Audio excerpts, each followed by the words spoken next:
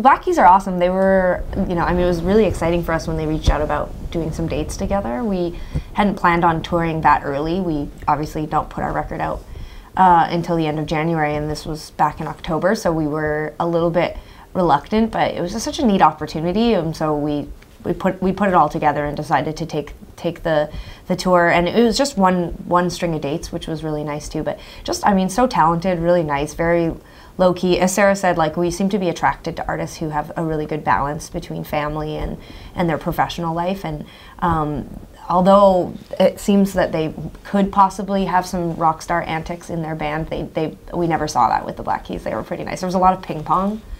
But they had like quite a long set and quite an extensive set, so I think they were really focused on the music this time around. But just a great group of people around them, a great crew, and, you know, seemed to have a lot of respect for their audience. And we were really surprised. A lot of people, I think, didn't know exactly how it would go, Tegan and Sara opening for the Black Keys, but it was actually one of my favorite audiences that we've played for. I remember the first night we went on in Fresno, right before we went on, Patrick was like, "Okay, you guys, it's Fresno, it's an important show." And I was like, ha, you know, like he's making fun of us and Fresno and himself. And then we went out there and it was like, you know, it was like 7,000 screaming. Like, as soon as we walked on stage, everybody was singing along and screaming, and I was like, "Fresno, I'm with you for life."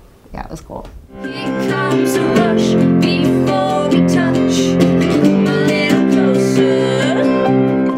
You know, the piece of advice that we give everyone who comes up and asks for advice is that ultimately you should be making music for yourself. You know, it's not that I don't think everyone should go after a career or try to get signed or get a fan base, but first and foremost, if you're making music for yourself, then, you know, you will determine how hard of, you know, or how big of a writer or how accomplished you really want to become. Sarah and I, we just truly love making music for each other. Like, that's how we started, and we, you know, recorded multiple demos. You know, at that point it was just cassette tapes, but like we probably wrote 50 songs before we even got out of high school. We, you know, got studio time and made cassettes and t-shirts and entered contests, and like we were very motivated. And I think that, you know, no matter what advice that we give to people, it really just comes down to, if you really are making music because you love it and you're really passionate about your craft and your, you know, and the songs that you're writing and your performance and all that, the rest will come naturally. I mean, good music, I don't think it can be stifled. I don't think you can stop good music from spreading.